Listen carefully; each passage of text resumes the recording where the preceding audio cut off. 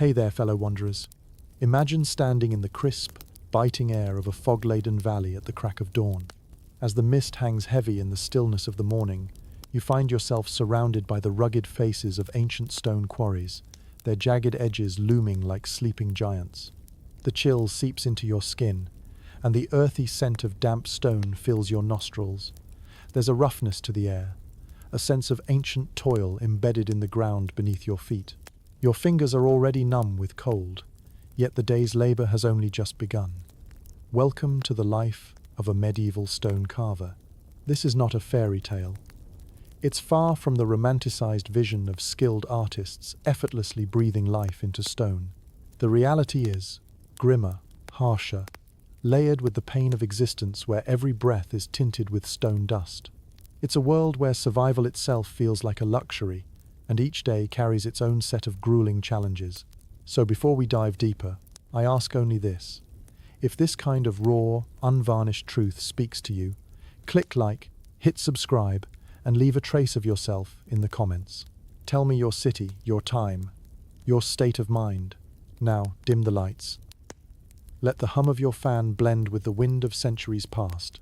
You are about to embark on a journey where your hands will wield the chisel, but your spirit will lift the stone itself. Let's begin.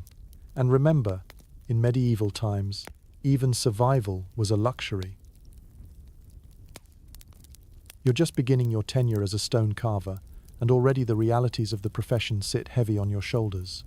You trudge through the thick mud of your work site, cloaked in a simple woolen garment that does little to protect against the biting cold. The sky is perpetually grey, and rain falls intermittently, eroding the landscape and the unrelenting patience of those who labour within it. You wonder how many before you have stood in this mire, chisels in hand, ready to etch their own mark upon history with every strike of hammer against stone. There's a narrow path, slick with rain and lined with stones that have been worn smooth by countless feet. The ground reverberates with a sense of age, each footfall melding with the faint echoes of labourers before you. It is humbling, a shared testament to the lives interwoven with these Stonesa history that's both yours and not yours, tangled together like vines binding an old tree. The chatter of your fellow labourers fills the air, a muted symphony drowned beneath the clinks and clatters of the near-constant stone shaping. Each hit is a heartbeat, a reminder that the stones, though seemingly silent, are a living canvas recording the very ebb and flow of your own existence. You join the chorus, chisel in hand, and with each forceful strike, you can't help but wonder about the hidden tales each block harbours. Meanwhile, the sting of dust irritates your eyes, as minute particles drift lazily and settle on everything like a thin, persistent shroud. Each breath carries a tang of stone, a flavour distinct and unyielding, embedding itself in your senses and reminding you that this is a life less ordinary, a life with rhythm and rigour, but a life nonetheless caught in the ebb of monolithic existence. Supposedly, it's best not to dwell on thoughts of ease and comfort. Those luxuries don't accompany your trade. Instead, your mind drifts toward the reason you're here. Why would anyone choose this back-breaking work? The answer lies in desperation and necessity, but also in a sense of purpose, calling perhaps, or simply the absence of choices.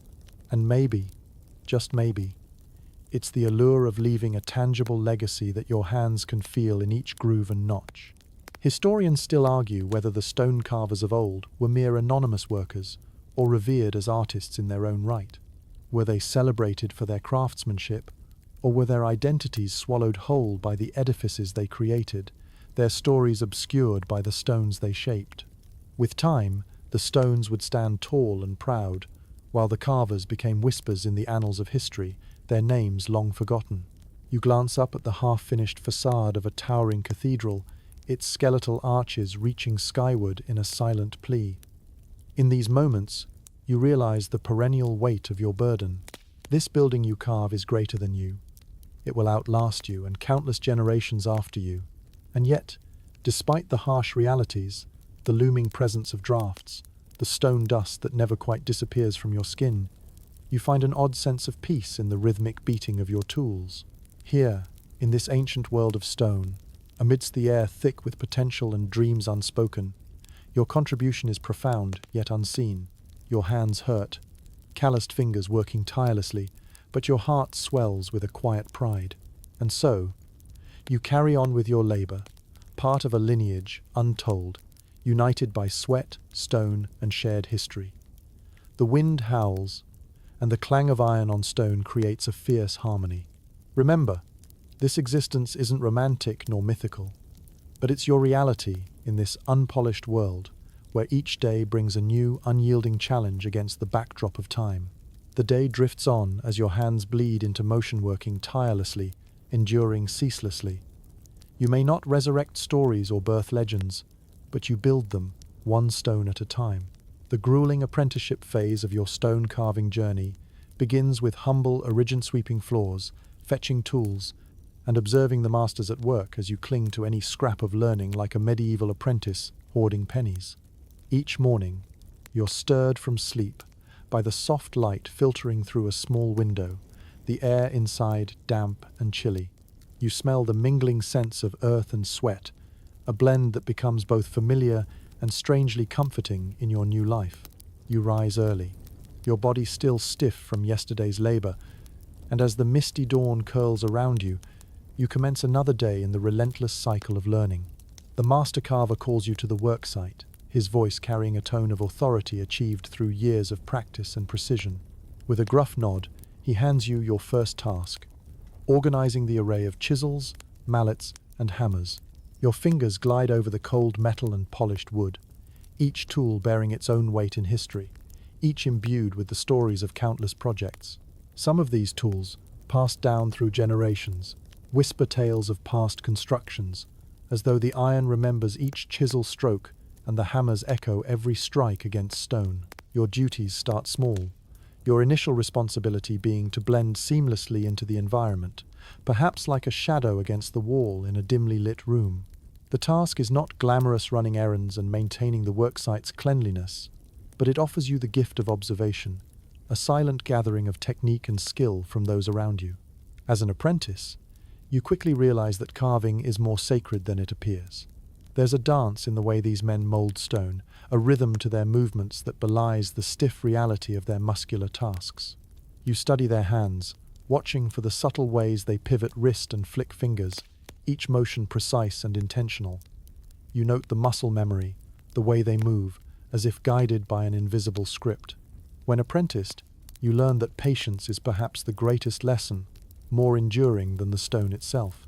Every stroke, every flicker of metal against rock is a reminder that mastery is not immediate.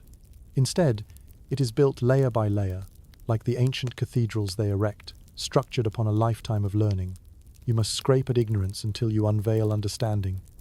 But oh, that journey is fraught with frustration, testing the metal of the soul itself. For the first year or so, the tasks are repetitive and seemingly mundane. You align tools, straighten the worksite, and are encouraged to handle raw stone, grasping its cold, unyielding texture with reverence. The master carver's voice sometimes rises in exasperation when clumsy hands fumble, but there's leniency, masked beneath harsh tones. After all, everyone starts somewhere. The apprentices move like a small flock, working beside each other in quiet camaraderie. Evening meals are shared without ceremony, bowls lined with a simple pottage that warms the belly but does little to excite the senses. Conversations hum with the day's reflections, employing a kind of muscled vulnerability as you swap dreams of future creations meant to stand the test of time. Historians still argue whether apprentices in medieval times were driven more by passion for the craft or by the practical necessity of securing steady, if meager, employment. Perhaps the truth lies at the intersection of both. It was, after all, a harsh world demanding skill and wit across all trades. Survival often crowds motivations, mixing with the pure desire to create. Yet here, among the heartaches of a grueling apprenticeship, there are peculiar moments of joy that sneak in to surprise you. Perhaps it's the collective cheer one chilly afternoon when a notoriously cranky stone finally yields to the chisel, or the quiet satisfaction when your hands start to echo the discipline in your master's movements, skipping less and less often over the stone's surface. Humor finds its place here. Two fellow apprentices joke about the ubiquitous grit, claiming stone dust will follow you to bed, lurking between your teeth and reminding you of your calling in the most unwanted moments. Or the shared chuckle about the time an apprentice left his mallet atop a precarious ledge, only to see it tumble down in a hilariously drawn-out fall, thankfully sparing heads but leaving egos bruised. Eventually, with enough time and practice, comes the exhilarating moment when you're allowed to make your first significant cut on a labor site. Though the chisel is lighter in your hand than the one wielded by the masters, and your touch lacks their deftness, this moment bears a gravity beyond its immediate consequence. You are no longer just a student. You are a creator, leaving your mark not only on the stone, but in the annals of its history. Through each of these labors, no matter how daunting or repetitive, you find a rhythm to the toil, a flow that carries you through the taxing days. The apprenticeship is a rite of passage, a journey shared with those who came before you, and those who will follow, carving not merely stone, but a path through medieval life, patiently enduring until the day your own hands shape the world. As you become more accustomed to the life of a medieval stone carver, the tools of the trade become not just familiar, but extensions of your very being. They are simple, yet effective, each possessing its own quirks and demands, each an unyielding partner in your daily toil. Imagine an array of chisels lined up at dawn, glinting ominously in the dim light, their edges sharp and ready for the day's work.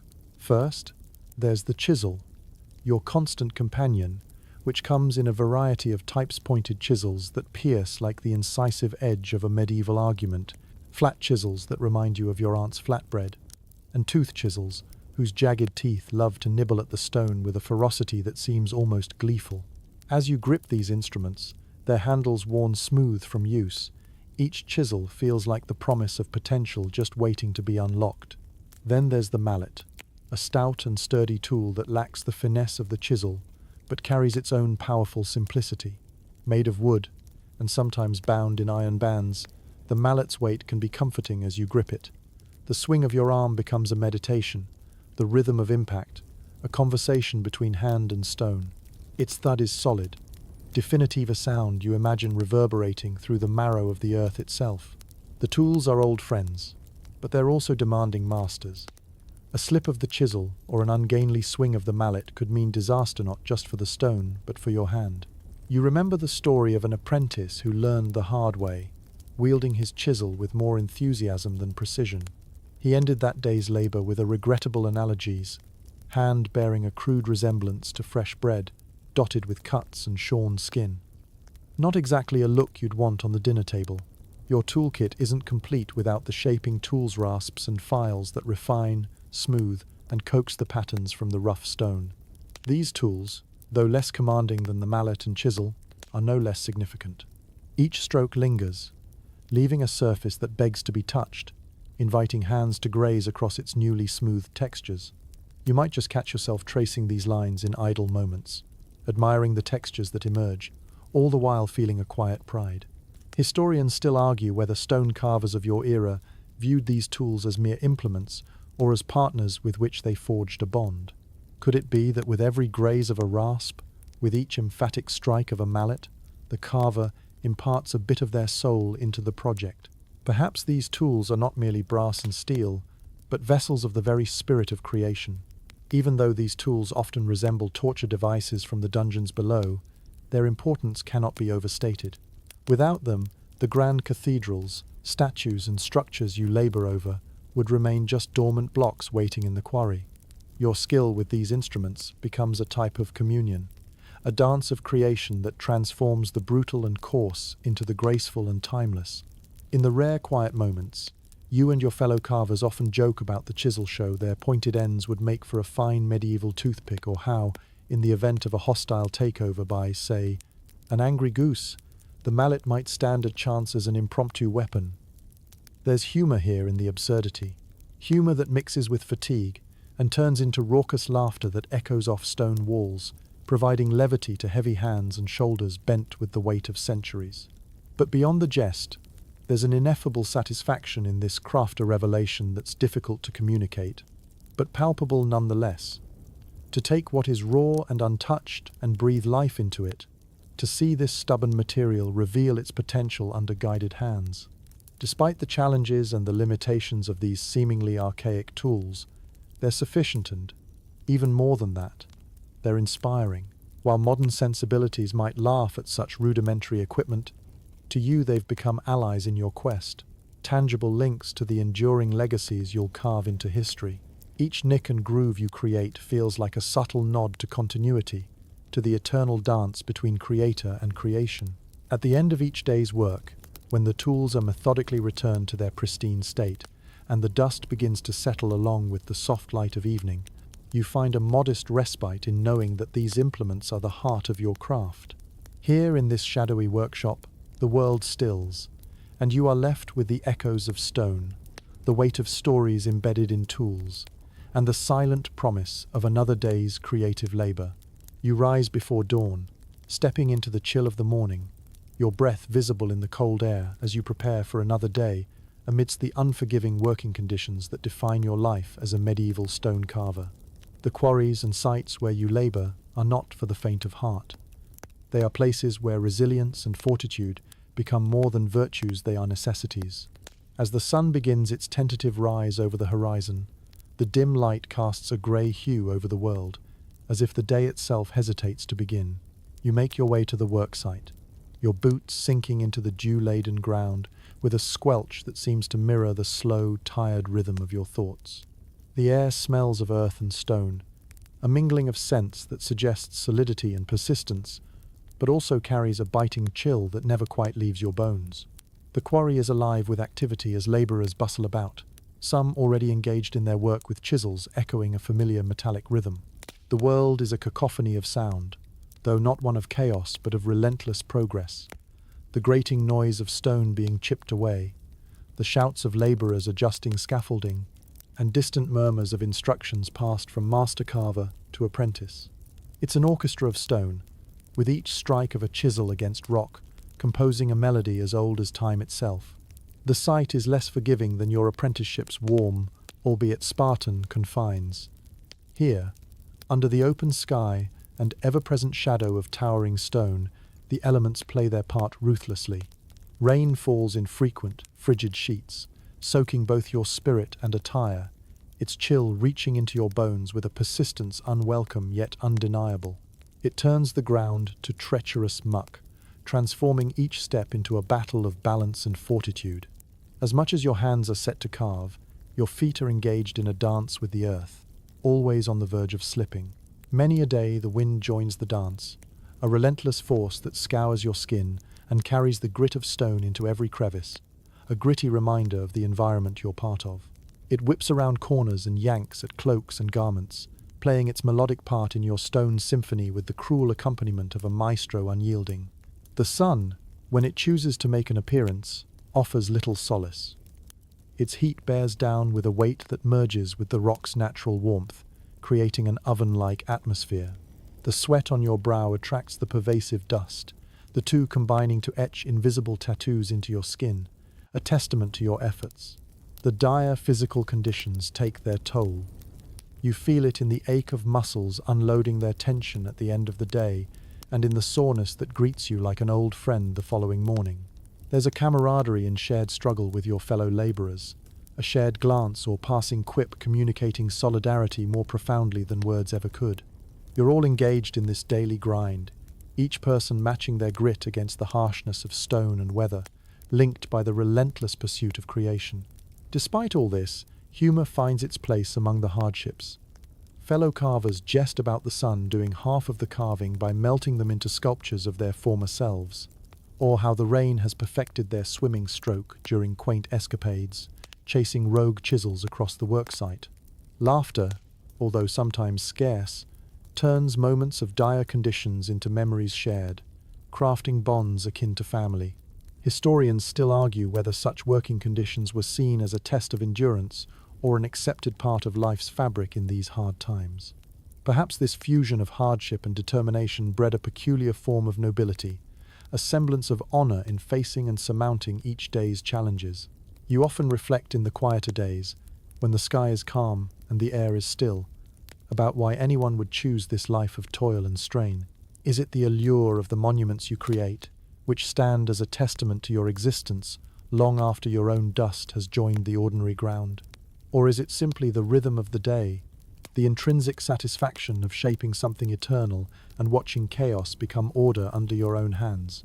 Whatever the motivation, each chisel strike, each weary step through the mud, brings you closer to the uncanny beauty of creation.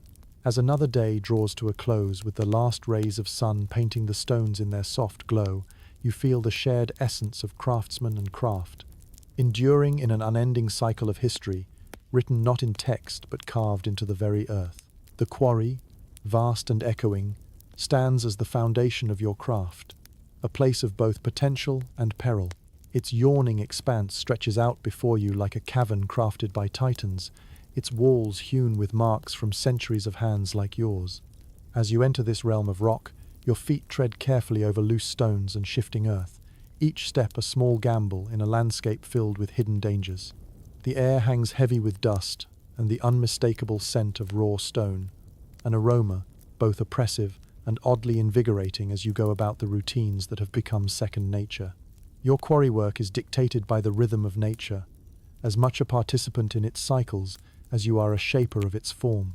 The sun hasn't fully risen yet, and you squint through the dim morning light to survey the formidable quarry face, colourless and daunting, yet charged with the possibility of transformation. Among the oxidized layers of rock lies your quarry's bounty, a wealth of stone that has yet to be sculpted.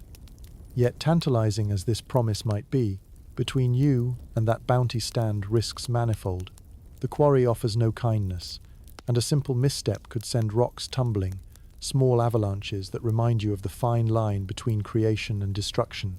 As dawn cracks wider, shadows pool in the recesses of the quarry, lending each crevice a secretive air.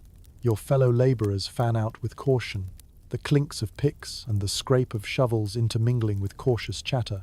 You work quietly, the quarry's volatile nature ever present, guiding chisel strikes that seek order in the chaos of rock. To scale the quarry face is a task reserved for those with steady hands and nerves, an act of both bravery and calculation. Imagine the climb. Toes curl over jagged edges, fingers find grip among fault lines, each limb in concert with the earth's undulations. Ascending is as much an art as the carving itself, requiring a mental focus akin to entering a meditative state where each move is deliberate and considered.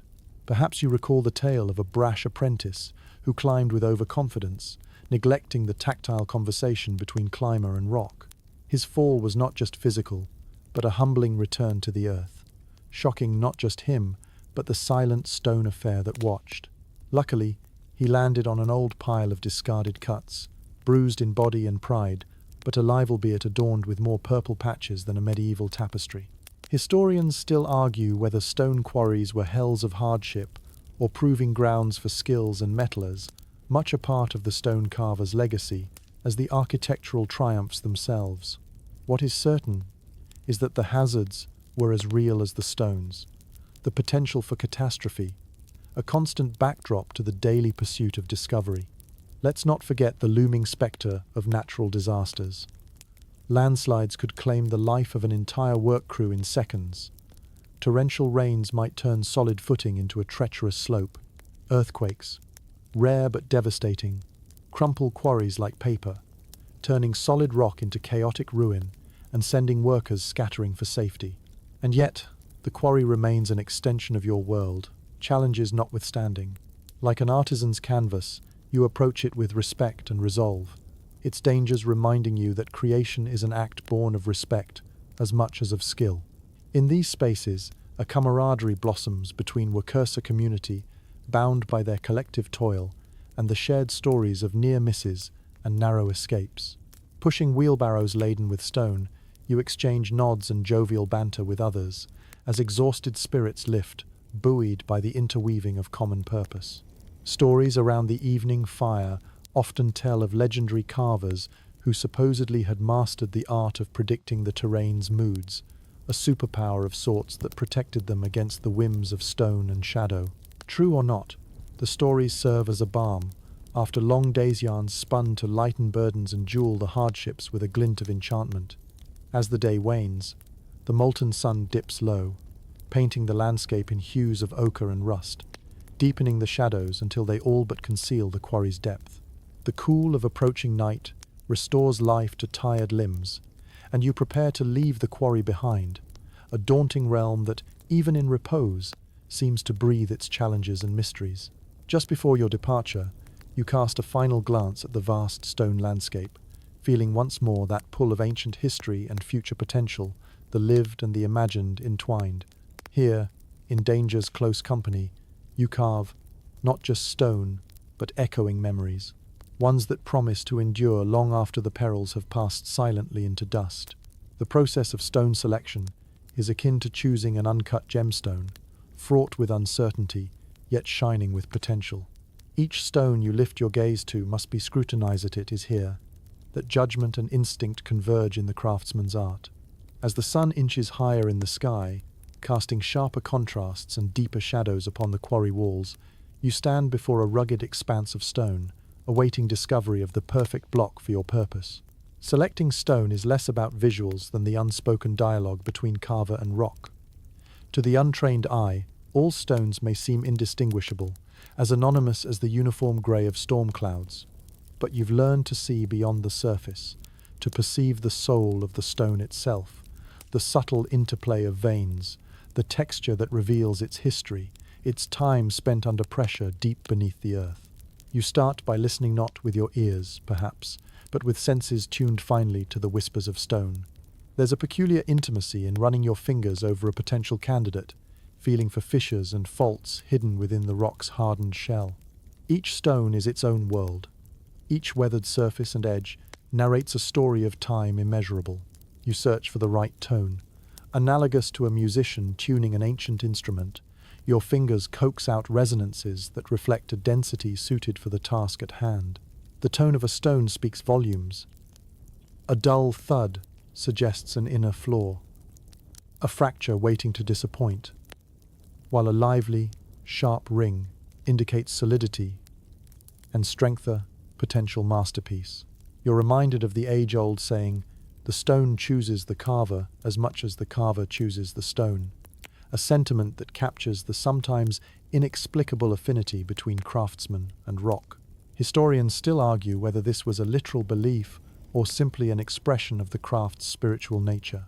It's a pursuit that borders on the mystical, requiring not only skill, but an understanding as intuitive as it is learned. Stone is a living entity, one capable of refusal and acceptance, its presence reminiscent of a steadfast partner. You whisper to it in your mind's eye, bargaining for cooperation, each interaction a mini-symphony of intent and interpretation. Quirks and unique characteristics fascinate you. A peculiar vein of color running through a block, mirroring a perpetual dance between shifting earth and the immutable nature of rock. Occasionally, a fossil appears, a remnant from when this very stone lay beneath the water. There's something comforting in the notion that your work is part of a continuum, stones formed eons prior now shaped by your hands. Once selected, the endeavor shifts to liberation, the process of extricating the chosen rock from the quarry's firm embrace. Here, muscle meets patience, as you carefully plan each strategic blow, envisioning the final shape hidden within.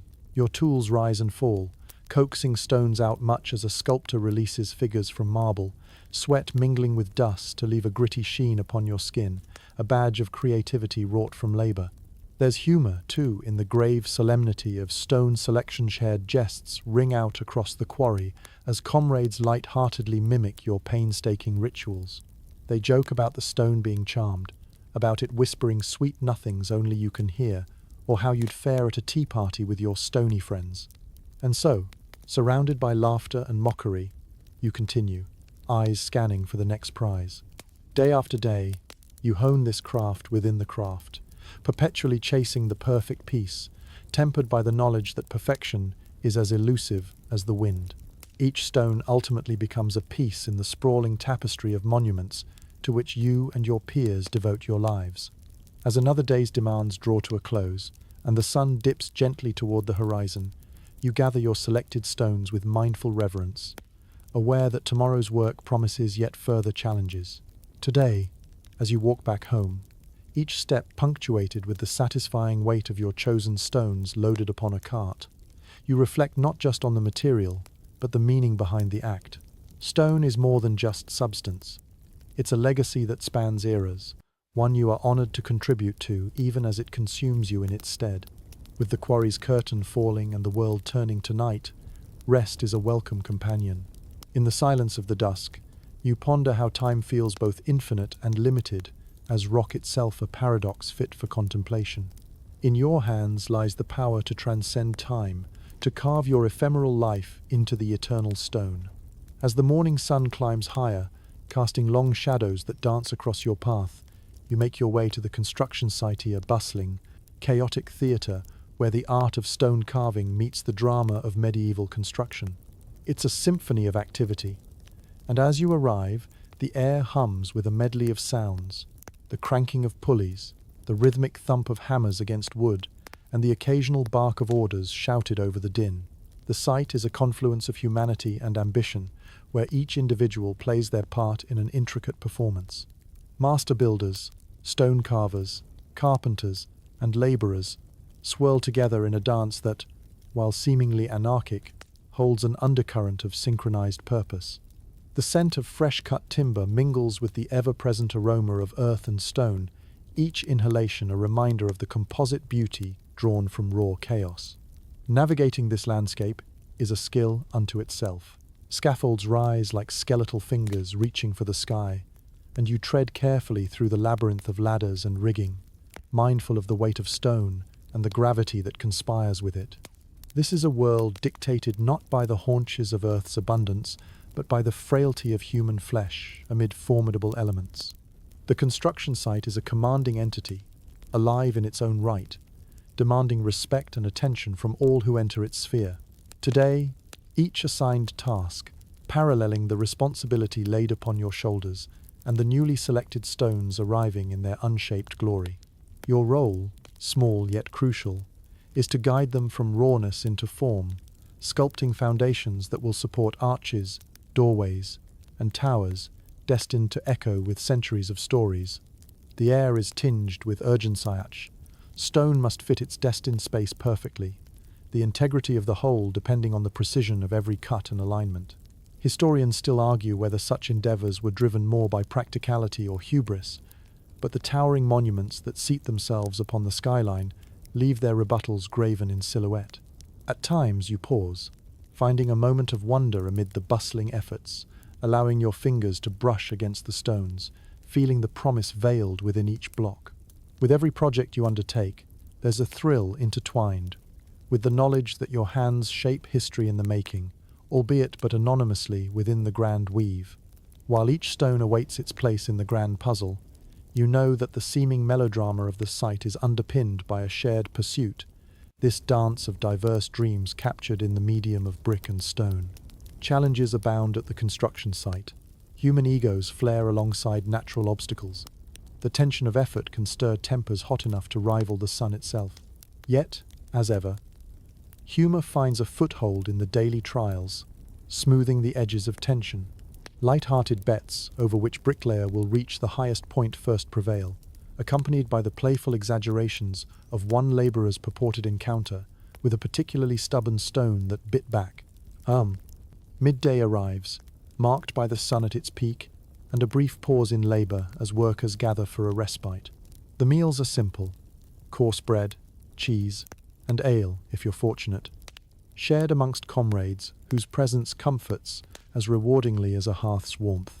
There's a shared understanding, an unspoken bond that each barrel rolled, each tool lifted, every small contribution weaves into the larger vision. The site adulterates our lives with unpredictability. Rumors of imminent rain shift plans and workforce dynamics, the added stress vibrating through the community like the ripple of a pebble tossed into a still pond. The foreman reads the sky as one might a book, searching for omens in the sprawling clouds, calculating the coming hours while you prepare for deviations or delays. Amidst these orchestrations, you catch glimpses of what the future monument promises. Slender arches leaning into gravity defied, adorned spires that seek to pierce the alignment of stars, the swelling symmetry of form out of the apparent bedlam. It's a glimpse of chaos molded into order, an alchemical transformation born of collective human endeavor. As evening tints the sky in shades of amber and violet, you linger for a moment on a high scaffold.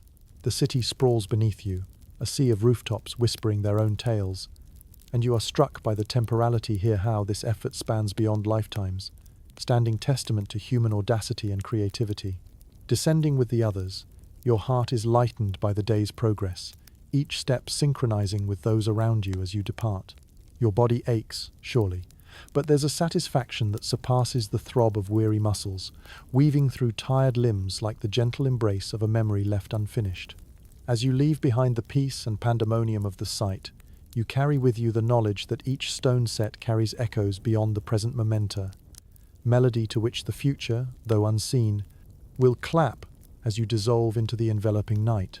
The towering cathedrals and formidable castles of your time hold stories etched quietly into their stone foundations. Yet, behind their glossy historical veneers, lie the hidden tales of those who wielded chisels with a devoted artistry often unnoticed. As a medieval stone carver, you contribute your hands, your sweat, and your time to these architectural wonders-inspiring awed whispers, even from the shadows where many of your kind remain unsung heroes. The famed Gothic structures, steeped in grandeur and awe, inspire a sense of majesty that transcends time. As you survey the construction sites or walk past these towering edifices, you are part of a living legacia, silent contributor to a story that began generations before and will continue to unfold for centuries after your dust mingles with the earth. Yet, today you labor on, turning chaos into form, raw stone into the pageantry of buttresses and archways that feed both souls and aspirations. This morning, your fingers trace the intricate carvings of capitals destined for the cathedral. They'll decorate the tops of columns, lending their silent support to towering arches that strive against gravity. Each detail, meticulously etched, is a fragment of your life's work, a testament to the skill passed from master to apprentice in an unbroken line. You are aware of connecting the present moment with an echo of ages past, a timeless dance between stone and sculptor.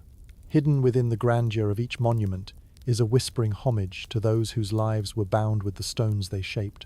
Imagine the spires of Amiens Cathedral, rising like arms extended heavenward, crafted by stone carvers who, like you, labored in anonymity. Each carved gargoyle bears witness not just to incredulous craftsmanship, but to the men who breathed life into stone that now gazes protectively over passers-by centuries later. Across Europe, castles pepper the landscape as bastions of strength and dominance, their histories entwined with both nobility and the less noted volume of labourers whose hands crafted their impregnable walls. Scholars argue whether these structures, so widely celebrated, are appreciated more for their architectural innovation or for their symbolism of power and resilience. Each block they comprise, each arch that holds them up, bears invisible fingerprints, a covert chronicle of the countless workers who contributed their days and lives to these marvels. Mystifying frescoed nooks and intricate groins of vaults whisper tales of forgotten masters who left no legacy but their craft. As you carve in the hollows meant for sculpture or lintel, you're reminded of the unyielding persistence and personal stories burned in muscle and storied sinew, a song of labour, surface stratified as heritage and contribution, passed on through continuity. Consider Chartres Cathedral with its rose window, a tapestry of coloured glass where light and pigment come alive. Wrapped around each frame are stone columns, dutifully bearing the weight of both beauty and the stones above. Carvers worked their lives away below these towering heights, invisible to those who admire the soaring achievement. Yet their presence is felt as they dreamt these stones into life, an art as delicate as the carvings themselves. Then there are the playful figures of grotesques and gargoyles, the comic relief of cathedrals who project an irreverence to the surrounding solemnity. Imagine the jesters who chiseled them, artisans with a sense of humor that now juts into the present of our human experience, a reminder of the universal joy born from labor. It is at these times, within the stone's embrace, that you quip with your fellow carvers about the peculiarities of your creations, the far-off expressions some figures hold, or the way gargoyles seem to predict today's weather with uncanny accuracy, their faces shifting with shadows. Invisible from the palatial spaces they ornate, as a carver, you have begun to internalize the humility of such creation, a duality of ephemeral existence embodied in a legacy that some divine might preserve long after flesh and bone are gone. As the day draws to a close, and the glow of sunset adorns the horizon, the stone cast shadows stretching long towards the past, there's a satisfaction in having communed with history. You lock away the tools, and take a moment to whisper a farewell to the whispers encased in stone, the quiet storytellers who lend structure to human aspiration. Each carved face, each frieze and abutment, witness the birth of something lasting, their mute voices lending testament to your hand's daily craft. You walk homeward, the stories echoing in your steps, stepping in the ancient footsteps of artisans whose only mark left is carved into the living museums of medieval feats a time when stone preserved stories, and it was your privilege to play a role in their unfolding. The inner workings of medieval guilds and brotherhoods form the backbone of your industry, vital in shaping both your day-to-day life and overarching destiny as a stone carver. These networks are more than mere institutions. They are the sinews that connect craftsmen, ensuring that skills become legacies and knowledge flows uninterrupted through generations. Picture, if you will, the guild hall where you convene with your fellow carvers, a place alive with the murmured exchange of ideas and the camaraderie of shared purpose. The scent of wood mingles with the faint earthiness of stone dust that lingers on clothing long after you've left the worksite. The room is filled with low tables, each bearing the marks of countless meetings and discussions. Here, you gather in good spirits and collaborative intent. Guilds offer more than fellowship. They are bedrocks upon which your community balances. Membership comes with responsibilities but also affords protection, not just from the uncertainties of trade, but from the risks that accompany your craft. Should illness keep you from swinging a mallet, or fate deliver a harsher blow, it is the guild that will ensure your family does not go without. Your masters, venerable figures whose lives are written upon the lines of their hands, provide teachings that transcend the mere mechanical movements of tools. They guide you in the intimate art of sculpting, but also in navigating the world of contracts, negotiations, and the often tenuous alliances with those who commission your work, including members of the clergy and nobles who seldom know or fully value the hands that craft their visions. Historians still argue whether the system of guilds helped stifle innovation, setting rigid rules that defined every action, or whether it fostered a shared space where creativity could safely flourish. Yet, when you sit among your brethren in these halls, you sense an unspoken understanding that you are part of something much bigger than yourself, a current of tradition flowing onward through time. These gatherings are as much social exchange as they are professional, where talk drifts easily from debate over technique to tales of familial life. Bonds of trust forge swiftly. A quarrel over a miscut stone or overlooked apprentice soon dissolves in laughter shared over a hearty meal. The guild becomes a crucible for growth and competition, inspiring you to refine your craft and innovate within its confines. Though guilds wield the power to elevate one's standing, they also impose order, creating hierarchies that are sometimes chafed against like a poorly tightened belt. Advancement, often contingent upon seasoned approval or chance, may appear sluggish, but patience is a virtue bestowed by the guilder, gentle reminder of the mutable nature of skill and reputation. Guilds also serve as arbiters, settling disputes that arise between members, their judgments final and binding. And boy, can we all retreat from a good old-fashioned quarrel over chiseling rights or unpaid dues. Yet it is in laying these grievances to rest that the guild protects its own, preserving the requisite harmony to achieve wonders from stone. As twilight softens the world, your guild whispers rhythms of plans and projects that float through evenings and into dreams. You listen beyond words, tuning in to the undercurrent of shared ambitiona, sustained dedication to the towers, arches, and ornamental whisperings of grand works yet to rise. And in those moments of quiet reflection, the quirks of guild life find their way into jest. Who can chisel with flair, and who wastes time like a jester courts an audience? Perhaps it's the time Master Beric accidentally cemented his sandals into part of a column, or the joke that all apprentices someday plot the great guild escape like jesters in a comic farce. Leaving the guild hall after a spirited gathering, you know that yours is a path well served by such alliances. These networks aren't just professional lifelines, they're personal, familial. As a member of this brotherhood, you stride onward, secure in the knowledge that though the work is hard, the stones remain patient, and the support of your guild and its members imprints your future with assurance. As the moon climbs, casting its pale light upon the sleeping city, you are comforted by the thought that you need not carve your path alone. It's intertwined with other paths, other hands, a collective effort that stands resilient against the rush of time and tide, and together you weave the tapestry of life in stone, carried gently upon the shoulders of brotherhood. As you wrap your hands around a chisel, you're acutely aware of the other companion at your side. Stone dust. This fine, unrelenting powder becomes a constant presence in your life as a medieval stone carver, drifting through the air with each blow against rock and settling into your clothes and lungs. The health hazards of your trade are as real as the blocks of stone you shape, and it's a challenge you tackle daily as you strive to carve out a living, both literally and figuratively. Daily, you confront the very real risks of inhaling this ever-present dust, which clings like a second skin.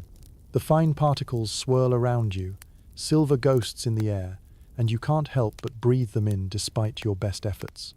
Over time, this takes a toll on your body, a slow, unseen erosion of health that haunts as persistently as a shadow. Ancient rumors circulate among your peers of carvers succumbing to ailments as stubborn and hard to shake as stone itself. You recall tales of stonemason's lung, the ghostly affliction whispered among laborers. Though the term silicosis has yet to find its way into the lexicon, its symptoms persistent cough, shortness of breath, a pain in the chest that nags like the grating edge of a stubborn flintear, all too familiar. The irony stings bitterly. The same hands that forge beauty into stone also shape the rough architecture of an eventual decline. Your respite from the stone's embrace offers only brief reprieve. Medieval medicine, with its rudimentary understanding and superstitious leanings, does little to soothe the wounds contact with stone dust inflicts. Doctors may suggest an array of tonics and brews collected from the wilderness, but these remedies often bear more resemblance to a witch's brew than a cure. Leeches may make an appearance for what ailment aren't they prescribed, if only to draw laughter embodied rather than relief. Historians still argue whether those who practiced healing arts in your time were as applicable as they were adept or wheeled on whims as unpredictable as fate itself. The truth likely lies somewhere in between, a fragile balance of knowledge and guesswork. Remedies often do little to combat the true cause of your decline, the steady abrasion of lung tissue by tiny quartz particles that slip past defenses invisible as myth. Despite understanding the risks, your craft demands that you continue measuring stone's potential, carving, chiseling, and breathing in a dance with danger as perennial as any medieval dance with death.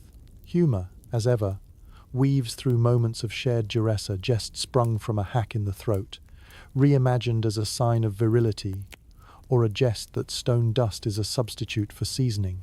Injuries are part and parcel of your occupational hazards, but it's the relentless process of a body's breakdown that casts the longest shadow.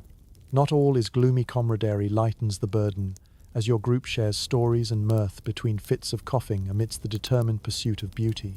The reward for your perseverance is a legacy shaped against such harrowing odds. The structures you help create, the figures etched into stone, will bear silent testament to the sacrifices made in their crafting.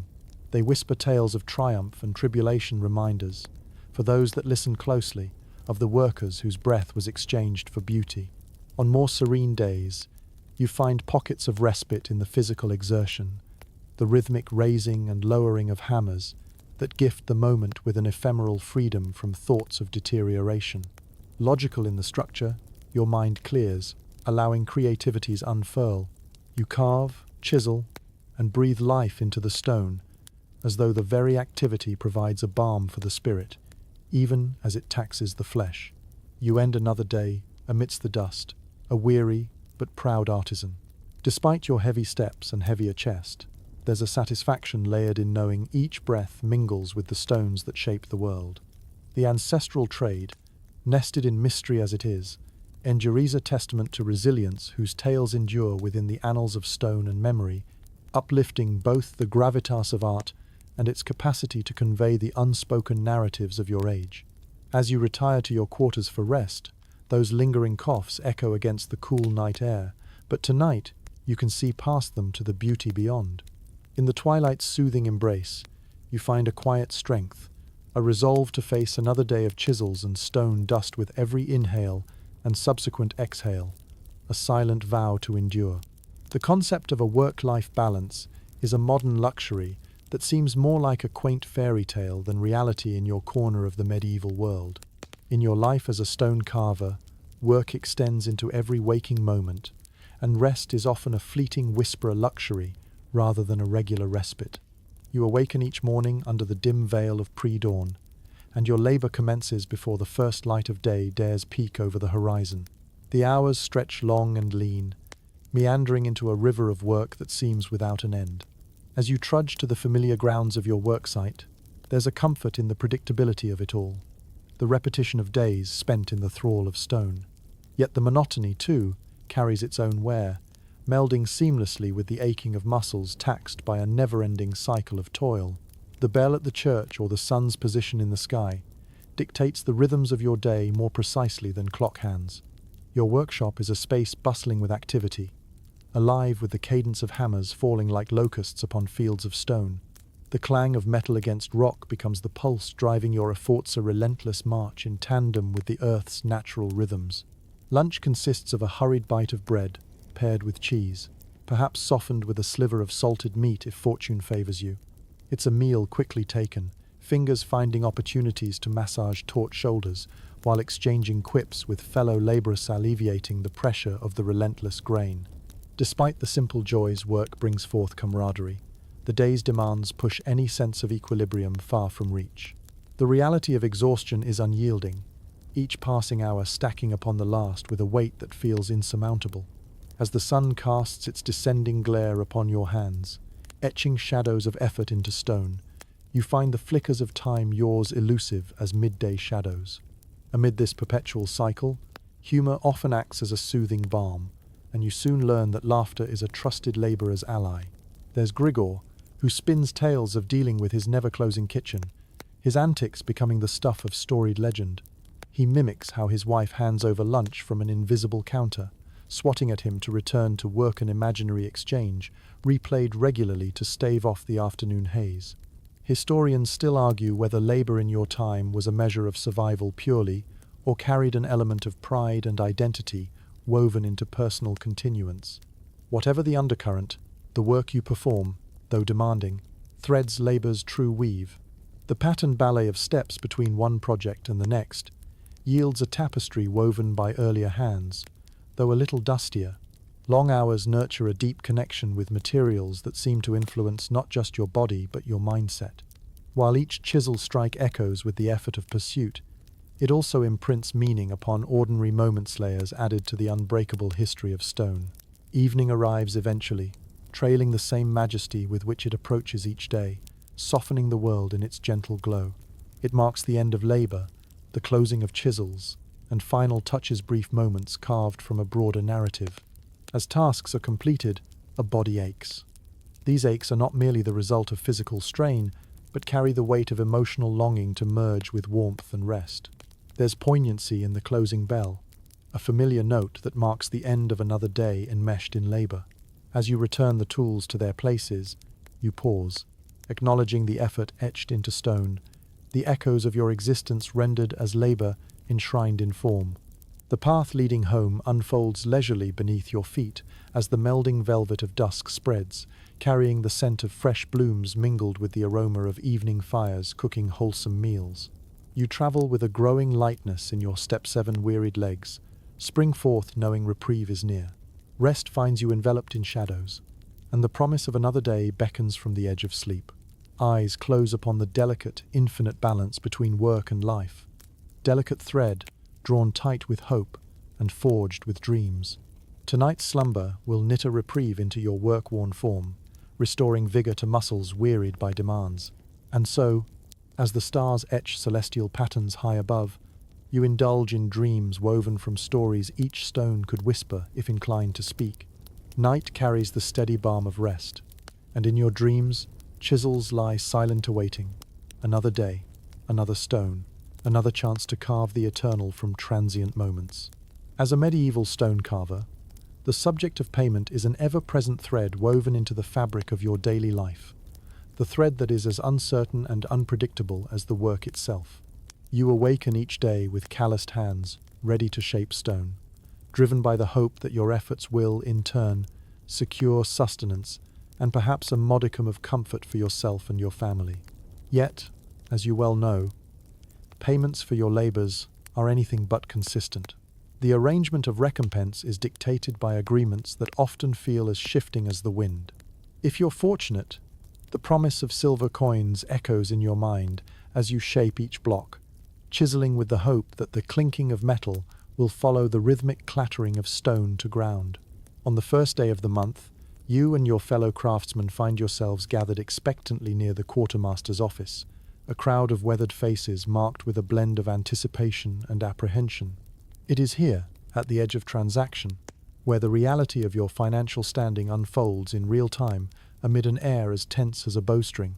The coins, or the lack thereof, trickle into their destinations with an unwieldy charm. A handful of coins may materialize more tardily than expected, wrapped not in lavish satchels but the humble confines of thin fabric pouches. They clink with familiar joy, each piece bearing its own unseen weight of bartered labor and precious ambition. Historians still argue whether payments in medieval and stone carving guilds were arbitrary propositions. Were they based on tradition, or necessitated by an understanding of reciprocal worth? The truth, a mixture of necessity and probability, reveals itself each payday in the careful counting and recounted tales exchanged to discern whether the capricious scales have tipped favorably this time. The system holds a multitude of quirks. Perhaps the quartermaster is stuck in deliberation over the accounts, or petitions for more clarity arrive, solutions spinning like jesters performing tricks. That your skills are appreciated is certain, but it may not always seem to translate seamlessly into currency. The frustration bred from such a fiscal dance is a shared grievance and fuel for the evening gathering's jest. And as you secure your earnings within the confines of your cloak, you share in the laughter shared by companions who have just encountered their ill-timed wage, akin to the punchline delivered with theatrical flair by the fabrications of late payments griped and hyperbolized by the assembly of waiting craftsmen. The bargaining power rests not in your hands alone, but is tied broadly into the weave of social promise and obligation that surrounds it. While some workers rely on the mastery of their craft to convince patrons of their worth, others find themselves forging steadfast relationships that, at times, may loosen purse strings with far fewer dramatics. And yet, just as the sun is never quite predictable in its rise nor guarantee of a cloudless day, so too is your livelihood dependent on an unpredictable tide. It has become customary to lay aside a small contingency funders. Constant whittling down reserves may demand each coin cherished like a precious jewel. Occasional commissions bring extra coins, but these are as mercurial as rain paths over a thirsty field. Though welcomed, they are never anticipated solely to support the intricate framework that palace and cathedral require. Though coins have graced your palm tenderly today, the structure of financial security remains tenuous and resembles the frail strands of a newly spun web. Despite knowing the arcs formed once again when wind blows, you delight, nonetheless, in today's fortune, transformed as it is into the prospect of a warm hearth and perhaps some extra food upon the table. Returning home, the sense of satisfaction settles into the space between dusk and rest. With the shimmer of silver wrapped safe in your voluminous cloak, you allow yourself the quiet joy of imagining what you might now purchase. An extra cloth for your spouse to sew gifts, or better boots for trudging the cold grounds of winter reluctance. With nightfall, comforted by eras radial far and wide, you sit by the glowing embers, the warmth spreading into tired limbs, and look fondly to those beside you. They carry your legacy beyond carved stones, braving the tide with renewed trust.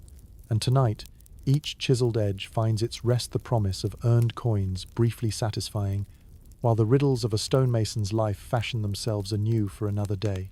Gently the night's hush settles, entering space swept free by relinquished grievances, while your breathing measures out timeless reprise in the rhythm of ancient stones. Dreaming, You begin to dream of future carvings creations rewritten in stone alongside their human counterpart. The trail of history borne forth by hands, yet warm and life unspun. Tomorrow will renew uncertainties, herald puzzles of wage again. But for this night, rest embraces you from toil to tranquil. Each chisel's note faded entirely into muffled distance, accompanied and laced through a composition of earned repose. The changing seasons have a rhythm all their own, weaving a cycle that both dictates and disrupts the life of a medieval stone carver. As nature shifts, so too do the challenges and opportunities presented by your beloved craft, each season introducing its distinct set of trials and rhythms. Spring arrives with a breath of fresh air, the bitter grip of winter finally loosened. It's a time of renewal, crisp mornings where dew glistens and birdsong fills the cool air. The world gradually awakens from its slumber, and with it, you and your fellow laborers feel a renewed energy rippling through your bodies. This season brings a palpable sense of possibility. It allows you to roll up your sleeves, eager to resume projects paused during the harshest winter months. With the sun's warmth begins the thaw of the earth, making stone extraction from the frosty embrace of the ground more manageable. Absorbing the soft golden light, you make your way to the quarry, etching fresh steps into paths mottled with bud-bursting wildflowers weaving their dance through the rocks. Your heart is light, buoyed by the promise of newness. Still, spring brings its challenges. 2 sudden rains that rush over ground send torrents through the quarries, leaving them slicked perilously and your task more treacherous.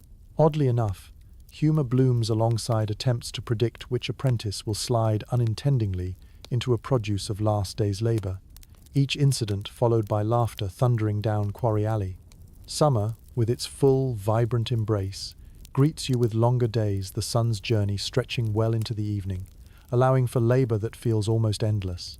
The warmth can be both a blessing and a bane, soldering you to your task, even as it drifts sweat upon your skin in rivulets, making your grip slip and your brow scratch beneath the weight of afternoon's heat. Within the warm haze, ale has a way of tasting even more refreshing, making its evening's appearance a small indulgence shared among friends at day's end. There's an atmosphere of palpable determination and focus, as these extended hours serve as an opportunity to further grand designs and bring structures closer to completion. You find yourself immersed in mid-summer's glow, where expectant gazes seek out results, inspired as much by sweat as by creativity. Fall stirs the tapestry woven with shiny hues of burning leaves, crisp air settling and rustling alongside the shuffle of tiring feet over paths painted with nature's canvas. It signals harvest in fields beyond stone, conjures raucous music with tones that swirl like smoke through the waning daylight sky. There is urgency now, a soft whisper carried by the breeze reminding you to secure all that is needed before winter's chilling touch returns to tighten its hold. Despite the demands on time between the demands to deliver and the need to prepare, you find solace in autumn's soft warmth. There is something melancholic and mellow about this season, lend itself gently into shared stories, the hearth echoing taller with tales gilded by the adobe glow of fire. Historians still argue whether the seasonal cycle served as a consistent collaborator or a cruel master for laborers such as you. And much like the clouds that race shadows this way and that, the answer lies hidden in seasonal whimsy. As a carver, your life is inextricably intertwined with nature, with each season changing the terms of your craftsmanship and reshaping efforts laid in stone. Winter, when it eventually settles in, swathes the world in its harsh embrace, transforming the landscape to a brittle, crystallized majesty unforgiving in its beauty. Snow dances with densely cold air, temperature biting at fingers already weary from holding chisel and mallet. Work becomes scarce, possibilities encapsulated by ice, and in turn, the world shifts to surviving the long pull. Yet, within the inviolate depths of winter, respite is found time for tools to rest, for bodies to mend. The jest takes repose for hearthside pleasantries, disclosing recounted characters etched in shadows upon the flume where warmth congregates. Carl, the carver, regales with tales of winter sheep becoming impromptu workshop companions, clusters of woolly bystanders, lending an ear to mock inquiries about one's latest craft. Despite the slow chime of winter's days, Each season's passing rewrites the tapestry of your tale, enfleshing developments smoldered beneath barriers of ice. You hold fast to ancient knowledge, whispered through shifting breezes.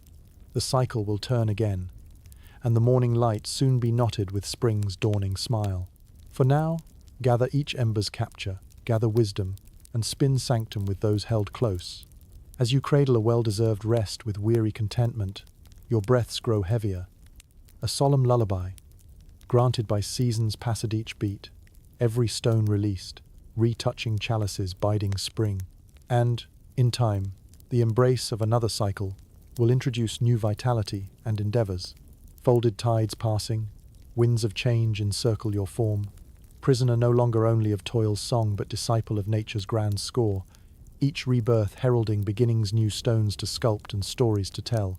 Amidst the relentless demands of stone carving, innovation emerges like a quiet yet determined stream, finding its way through the rigidity of tradition.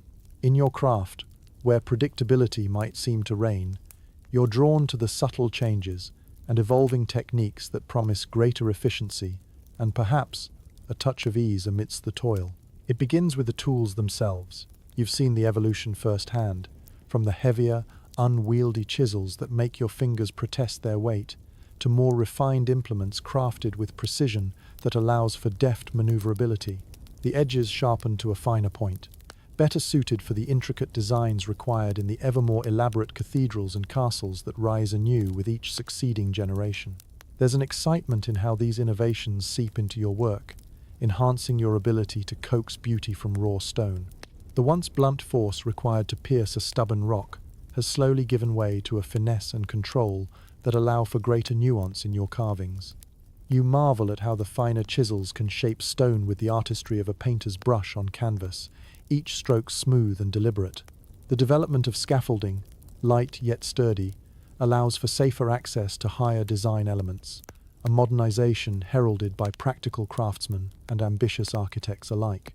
No longer fearing the precarious perch upon wooden beams, there's a new confidence as your hands maneuver stone into the skies, especially on windy days when balance felt like nothing short of a supernatural feat. Such advancement even finds its way to the quarry, where recent adaptations of wheelbarrows on robust wheels make the transport of bulky stones less backbreaking, leaving room for wit and repartee rather than grunts of effort to flavor the days. Jokes abound about how such wheels seem to run away, on their own graced with a hint of magic, or perhaps just the day's mischievous zephyr. Historians still argue whether these innovations are born from a need to enhance productivity or from the very human desire to break free from the shackles of monotonous labor. As always, the truth appears to be an intricate tapestry, woven of both pragmatism and the intrinsic yearning to create something everlasting. Beyond the tangible tools, there's been an inherent shift in the way you and your peers approach the craft. The rise of the detailed architectural blueprints, drafted by the hands of visionary masters, adds a layer of strategy and foresight to the processor divergence from trial and error's cumbersome path. These parchments, filled with meticulously inked illustrations, guide each chisel stroke with clarity, infusing the chaos of creation with order. The value of learning continues to soar, and the insular nature of workshops opens outwards, ever so slightly, welcoming insights from distant lands, exchanging techniques drawn from their own rich traditions. With wistful reverence, you hear of artisans journeying with their skills across seas and borders, each returning with knowledge from distant affinities, carrying subtle secrets whispered across stone. The apprentice systems evolve as well, imbibing the tradition with a renewed vigor. Teaching techniques refined alongside new innovations seams continuity into every lesson. Your formative years, spent learning foundational skills, birth intricate crafts that renew themselves with each passing class, a perpetual cycle of inheritance rooted in artistic evolution. For you, these changes reflect not just advancements in the material, but a shifting narrative that welcomes exploration. There's a thrill in charting paths untold, each day promising new discoveries that whisper things you might try. Come evening, when the sun dips to laureling ridges with gold, a quiet satisfaction takes hold, a feeling that progress did not just usher ease, but broadened horizons pendant to night's song. The stars, once trickling only imaginary landscapes, now glow alongside the new stone, form and function woven, illumined by celestial aspiration. Tomorrow promises another dance with destiny's chisel, the latest line, your shared bond with generations of carvers shaping both legacy and stone. You lay yourself down to slumber, muscles unwind, thoughts nestled in gratitude for embracing change without losing the soul of a craft born from time's endless riddle. As midnight approaches, nourished by embrace, curved against witness of quiet domain, sleep gently steals across weathered thoughts and dreams. Reconstruct tales of reigning potential and renewal's truth, as ever-ancient stone awaits to meet new dawn. As you craft each stone into shape, the influence of your work stretches far beyond the immediate task at hand. You find yourself swept up in the ultimate artistic collaboration, contributing to the breathtaking evolution of Gothic architecture. The structures you help create are much more than mere buildings. They are celestial symphonies crafted from stone, their designs echoing divinity as they reach toward the heavens. The style builds upon itself with every arch you perfect, each rib of the vaulted ceiling that you carve into exquisite patterns mirroring the divine intent. You are part of an artistic revolution, a grandiose expression of faith and human potential that casts its long shadow upon history. These structures tell tales of an era where stone was not just matter, but inspiration made manifest. Walking into a half-built cathedral is like stepping into a living testament of possibility. The sheer scale of the construction is staggering, with towering spires aspiring heavenward beyond what the eye can grasp, and ribbed vaults that soar with graceful poise.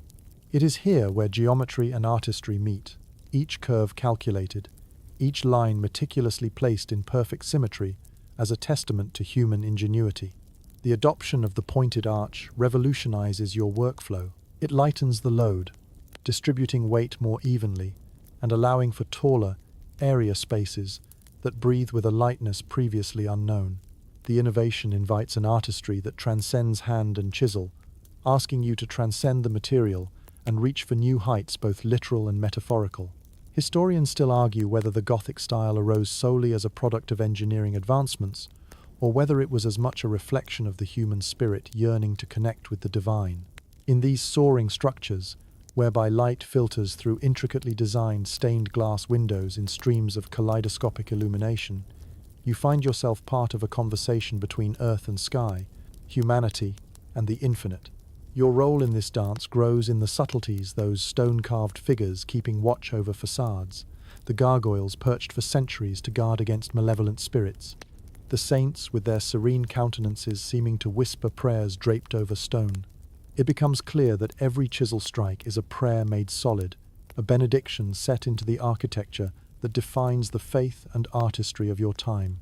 There's joy found in the delicacy of stone tracery, those filigree patterns echoing a spider's web, tangible yet ephemeral, transient as morning mister, gentle reminder of the poetry spun within artistry's grand pursuit.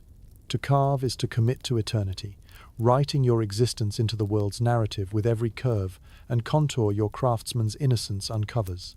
In these efforts lie also the spirits of humor amongst labor, among banter, exchanged over the improbability of capping the tallest spire, the tales of one's beard frozen in place, at dizzying heights of ambition set alight by a winter sun, carving the world and leaving it behind, not just for a cathedral or a castle but for legacy, a moment etched into something greater than ourselves. The stones you shape will endure longer than a bound book's whispers, or even hollowed bronze. This conjuring of the tangible is pages turned in eternity. As fresh innovations unfold like petals in spring, from flying buttresses stretching airy arms to the unique designs born of creative freedom, you savor both audacity and craft. They ensure world-shaking change remains anchored within the expertise, aging through centuries still. The creative impulse of the era pulses strongly within you and your fellow artisans, painters in stone who lend life through each perfected block. Pride mingles with dedication, fueling long hours and sleepless nights as ash falls soft upon dreams that divine hope found humming like tremble within the stone. As stars begin to flicker above and the moon casts its luminescent glow on your day's work, you pause for a moment, gazing upwards, contemplating how your hands have helped reach toward those same celestial lights. Your legacy hums within the soul of these structures, inscribing your name into history, even if no one will ever read it. Lying on your resting place's cool confines, with foremost sleepless breath, you dream gentle dreams of arches, reflected in mist, pondering how Gothic wonders lift humanity, their crafted tale, an unending eulogy entwined with stone. You find solace under moonlight's incantation, grateful for this quiet journey beneath arching skies, your path lit by both starlight and your enduring dreams stitched seamlessly into time.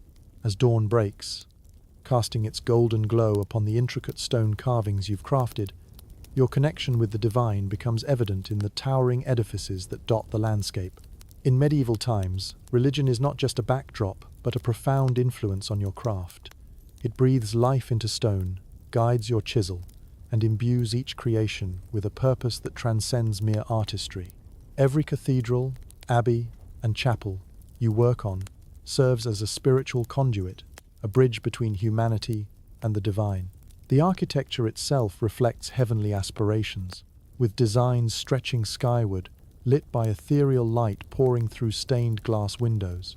These structures are as much about faith as they are about beauty, each a testament to the beliefs and passions of the times. Your work, therefore, is an extension of this faith. Entering the construction site feels almost like stepping into sacred space, each section of stone, a potential sermon, every vault a reach toward divinity. The choir of chisels tapping against stone becomes a hymn, echoing through the cavernous, unfinished interiors, resonating with divine intent. In your day-to-day labor, the stories of saints and biblical tales inspire the figures you carve. These narratives imprint themselves upon the stone, the lives of the blessed forever enshrined in the walls of the sacred. The faces of angels and prophets emerge under your skillful hand, immortalized with expressions of eternal wisdom and serenity, reaching out to the faithful for centuries to come. The role of religion in your craft extends to the practical as well. Many of the commissions you receive are directly tied to the church's whims and needs. Bishops and abbots often become your patrons, their visions and dictations guiding the scope and detail of each project. These holy figures hold the purse strings, their favor vital for both the continuation of the work and the sustenance of your livelihood. There is humor even in this, as tales circulate about those clerics noted more for their eccentricities than their divine inspirations. A bishop who insisted his gargoyles resemble his least favorite rival, or the abbot enamored with a particularly portly saint, requesting countless carvings in what became something of a running jest among the stonework. Historians still argue whether religious influence in these times was a help or hindrance to true expression of artistry.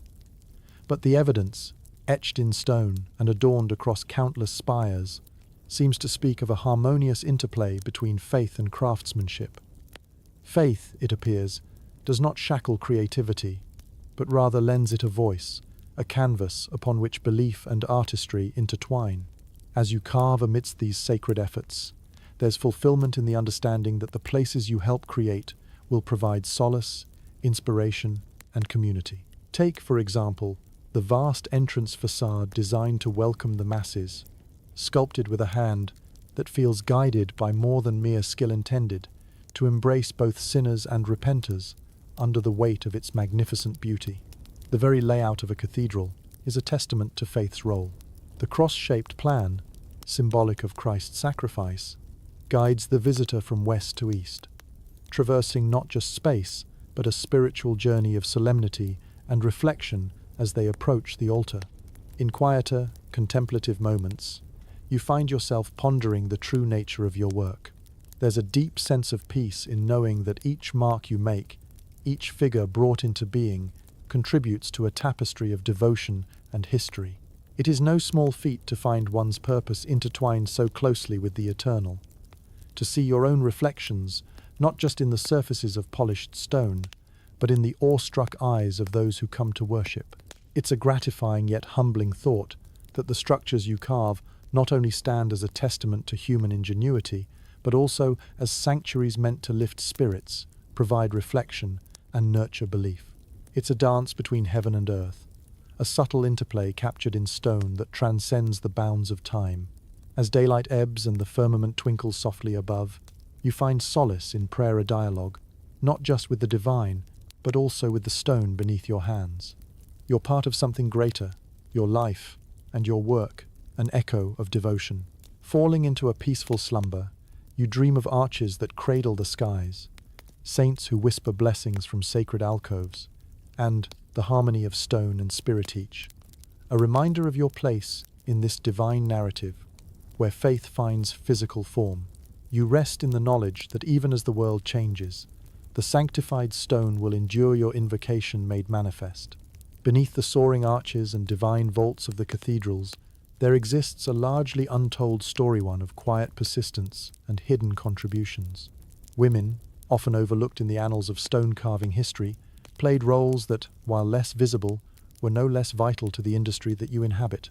They were the silent partners, whose whispers of influence occasionally fluttered into more tangible forms of expression. In the world of stonemasonry, officially, it's a man's domain. The guilds and brotherhoods foster this perception, their rituals and roles predominantly male. However, behind the scenes, women weave their own narrative, contributing in ways that subtly defy the era's norms.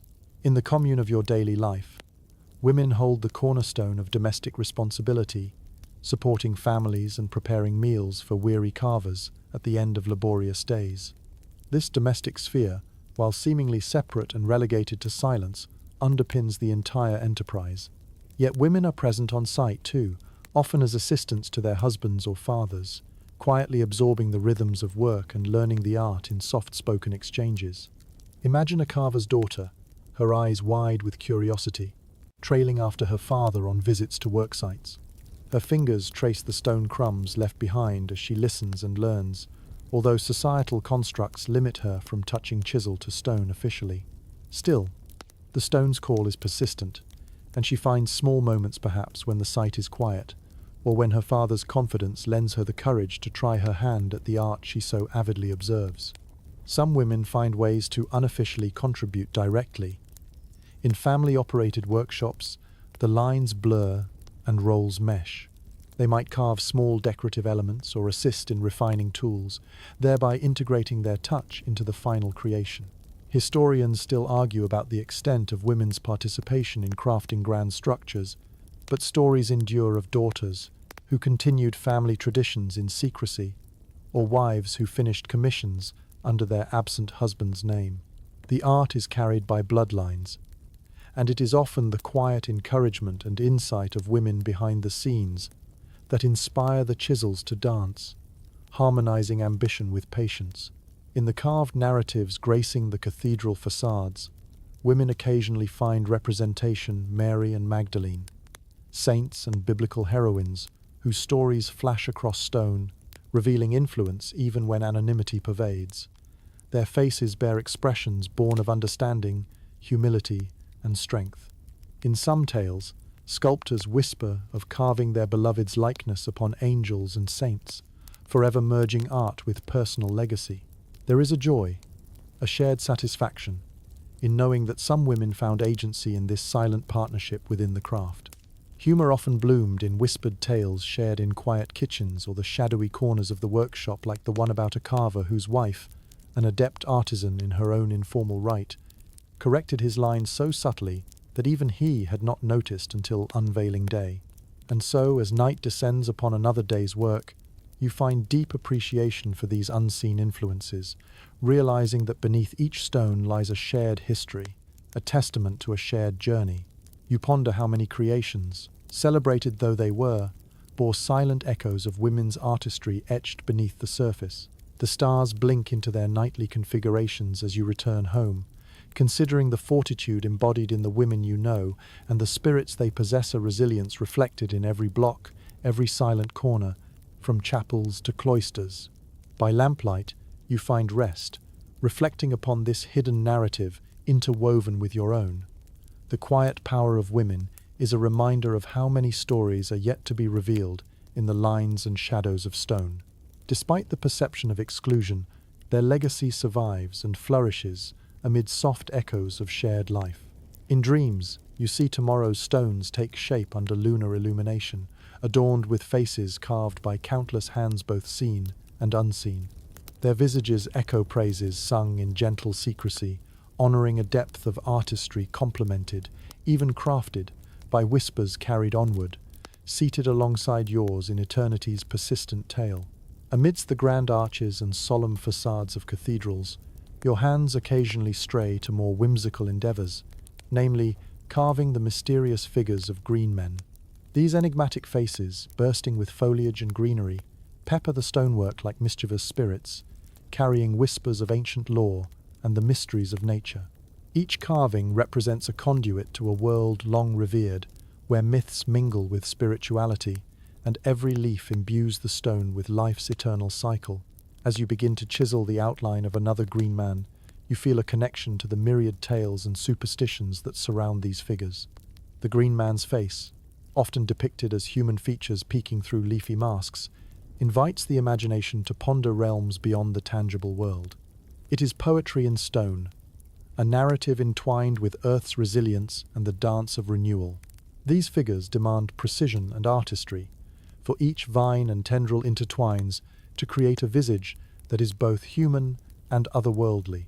The challenge lies in balancing the measured exactness of the leaves with the innate expressiveness of a human face, ensuring that the flora does not overtake the form but complements it.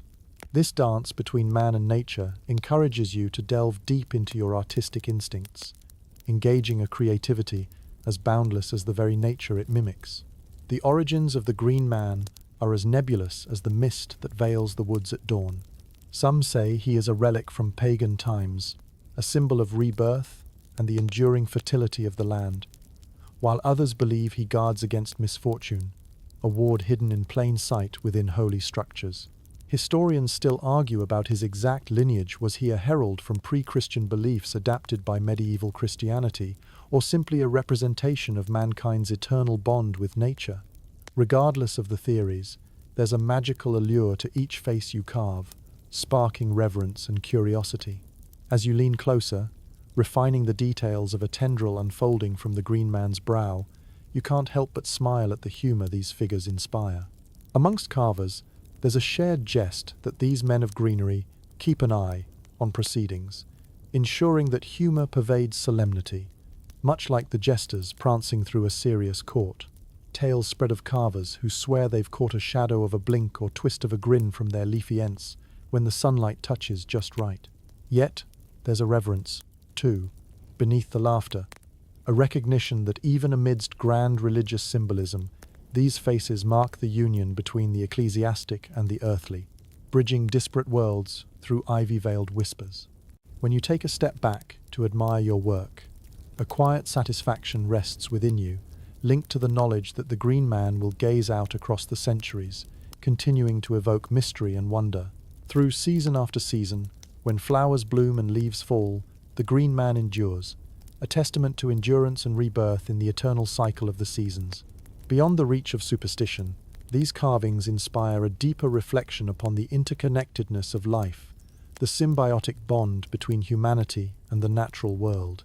In a stone-heavy realm where expectations lean heavily toward the divine, they offer a reminder that all creation is bound by the roots of existence and sprouting branches of past, present, and future entwined. As twilight casts shadows against the stone, you set your tools aside for the day, leaving the green man peering curiously at the stars. There's something profoundly comforting in knowing that long after your hand has left the chisel, this creation faces the world a guardian to its environment, unflinching in its verdant watch. You walk home, the air cool with the evening breeze, carrying the scent of earth and wood-fitting companions for your journey.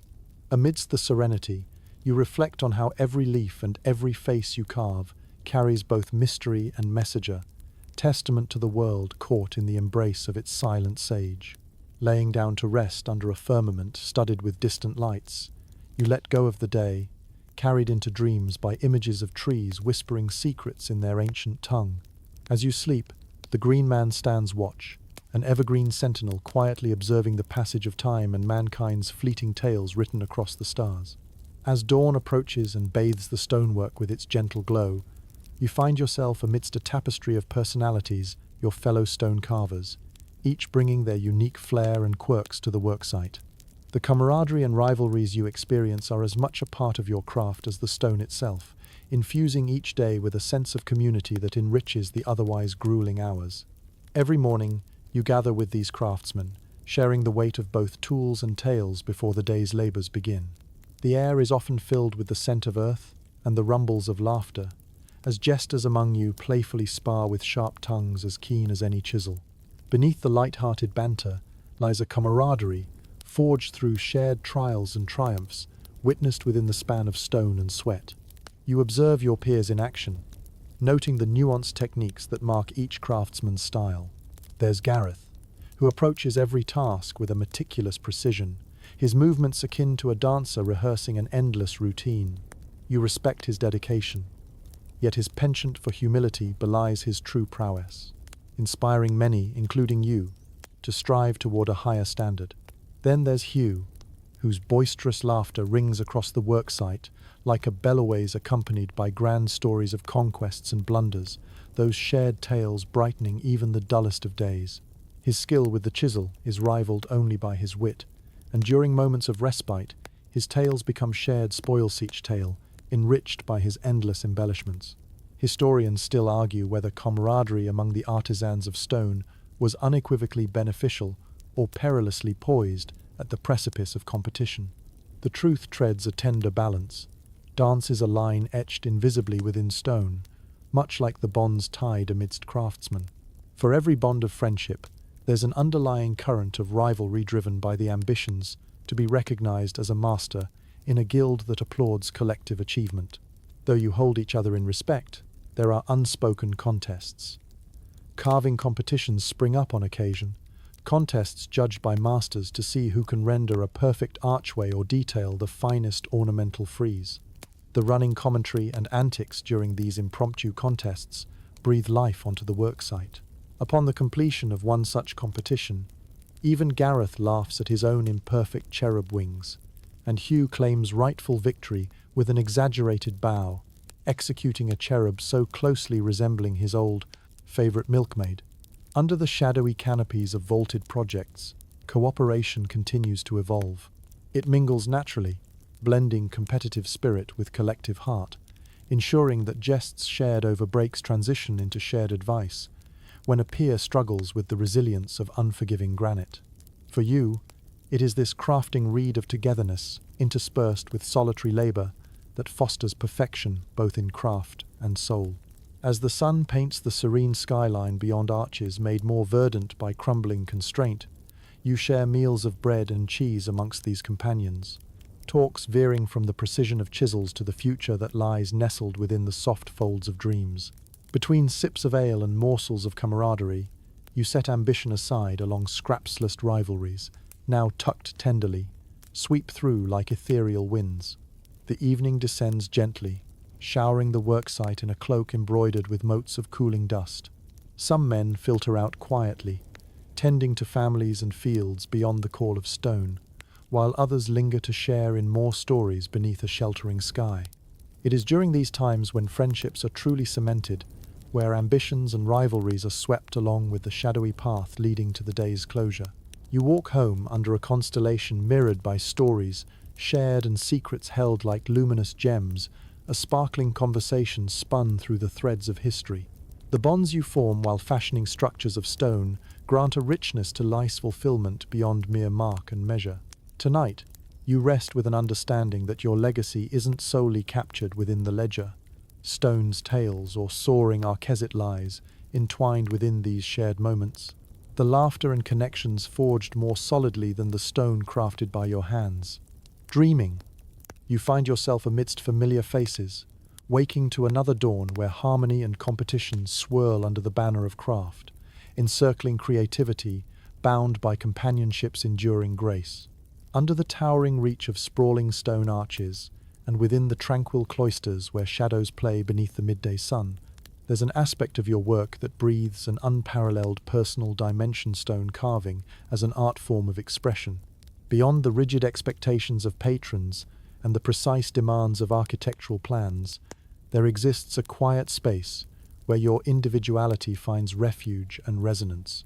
With each sunrise, the echoes of hammers blend into the familiar landscape of your world, but it's in the quiet moments of solitude that you discover the artistry inherent in your craft. This expression, trimmed cautiously from stone, is like a whisper resonating against the noisier, delicate thread, weaving through the utilitarian necessities and tying them together with a deeper purpose.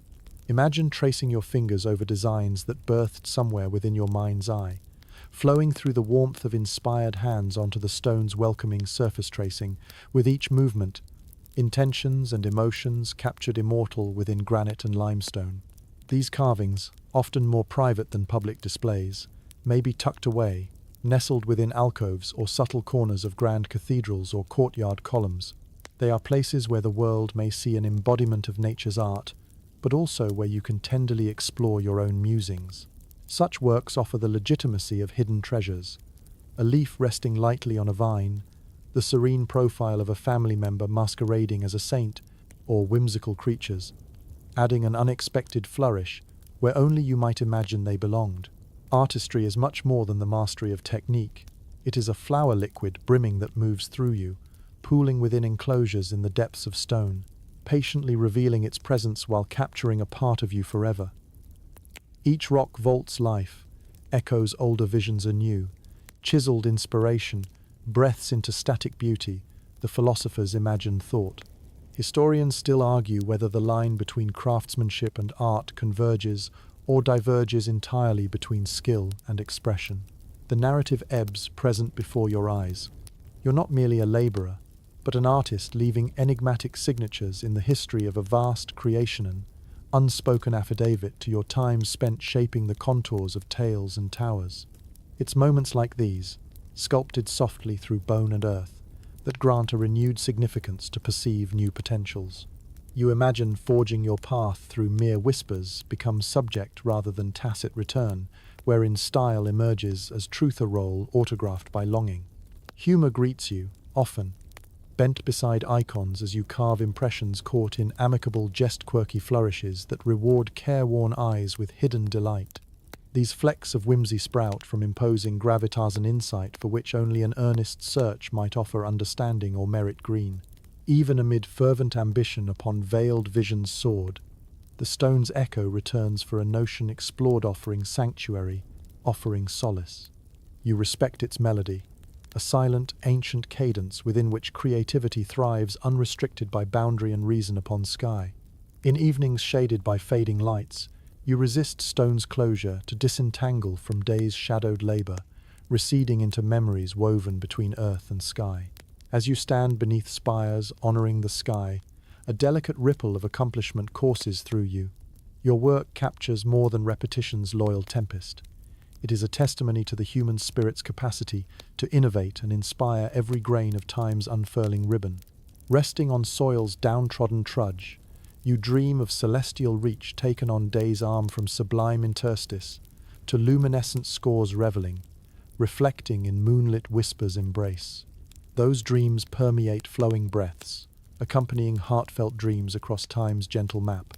Tonight offers contrast day's weary echo, speaks candidly of life's vivid remembrance, fashioned from reminiscence devoted upon worldly wind, where art and life collide, perhaps more revealing than understanding's resplendent gaze. Within these silent stones are etched stories and souls, quiet, quivering, beating, reverberating through eternity with the sound of your own heartbeat, ever alive in their own dormant way. You sleep amidst a journey of sacred dreams, awakened by dawn's rise to render infinite notes into earth's jubilant refrain. As the years roll on and the layers of stone and history gradually build, you find yourself pausing to reflect on the legacy your efforts have etched into the fabric of the world. Each piece you have painstakingly carved, every intricate detail added to the grand edifices around you, contributes to a legacy more enduring than the ephemeral nature of your own mortal journey. These structures, with their soaring vaults and delicate stone lacework, are timeless testaments, proclaiming the stories of the many souls who have dedicated their lives to creating beauty from the raw, unyielding elements. They are living memorials to the collective efforts of anonymous artisans' voices, whispering the past into present and future minds. As you wander through your cathedral or castle, your fingers trailing along the cool, weather-worn surfaces, you are keenly aware of the bittersweet irony. While your work endures, your name remains carved into silence. These achievements, standing silent against the horizon, ensure that the lives of those who toiled to bring them into existence are remembered, if not by name, then by the sheer weight of artistic and architectural grandeur. The details of your craft may be forgotten to time, your contributions buried beneath centuries like roots beneath a towering oak yet. It is the legacy you've left that transports you beyond the here and now. In every ribbed vault and pointed arch, every gargoyle and green man is an integral part of your existence, firmly woven into a tapestry that binds you to the epochs to come. You look around and see the past as a canvas, its conditions drawn from body's skill and spirit's inquiry. Each glorious creation speaks the stories of faces long forgotten, yet known, infusing a deeper understanding that, while many do not shout within stories, their efforts whisper louder through hands devoted. Historians still argue whether these stone structures serve as genuine reflections of those who crafted them, or whether they predominantly celebrate the patrons and their temporal power. The answer flickers, perhaps, within the interplay of stone and vision, an amalgamation of both pride and a quiet, relentless humility. The stories are manifold, layered into every brick, every piece of carved stony riddle, composed by countless voices, ringed by sermons in stone that evoke hard labor's creativity, not merely arch-marbled ambition or pious grasp. It's this ongoing personal resonance that matters and endures a rightful parallel, tethered parallel beyond limits of flesh. As your journey through life mirrors the journey through the cathedral aisles and castle halls, you find grounding in pondering how memories endure in these monuments, their solemn bearing lending resonance to memories relived. Link arms with souls aligned, hand in forgotten hand, as you are comforted by a sense of belonging within this continuum. Each spent effort acknowledged, each life echoed in rock known. There's humor in acknowledging how even your quirkiest of flourishes, those secret gargoyles perched with impish delight atop holy edifices, leave indelible impressions upon the curious minds of posterity, forever frozen, a wink immortalized in the solemnity of stone. They're a reminder that behind every facade lies a human soul with dreams both eternal and transient. As twilight steals over the land, you stand beneath a spire that catches the day's final glimmers of light. You realize that though your singular story may slip into obscurity, it's woven into the grander tapestry that speaks a shared language. Your voice amongst many, a cry of aspiration etched within stone's guarded embrace. You return to the comfort of shelter and warmth, where, upon soft repose, you're gently cradled by dreams, ambitions left untouched, and those yet realized alike drawing coyest motion, sliding subconsciously beneath night's veil, intertwining with the globe's ceaseless turn. In this embrace of evening, while the stones rest quietly, you find assurance in knowing that your legacy and that of your fellow carvers will endure. They will face the challenges of time and shadow with patience, whispering songs of skill, hope, and persistence long after the echoes of laughter and chisel fade, ever prevailing beneath star-swept canopies of radiant, illuminated, and loving regard. A transformation unfolds zone that sees the once prevalent art of stonemasonry gradually giving way to new methods and materials. The rise of brick becomes prominent, its ease and efficiency in construction slowly overshadowing the timeless elegance of carved stone. With it comes a quiet change, felt keenly by those like you who have dedicated their lives to the noble craft of stone carving. As you immerse yourself in thoughts of past grandeur, you find yourself reflecting on how this decline affects not only your livelihood, but the legacy of your trade. The intricate skills passed down through generations face potential obsolescence. Younger apprentices, eager to embrace the future's new possibilities, find themselves drawn toward novel materials and innovations, their focus shifting from the traditional mastery of stone. The guilds, once bustling hubs of creativity and community, now echo with empty spaces where masters and apprentices once gathered.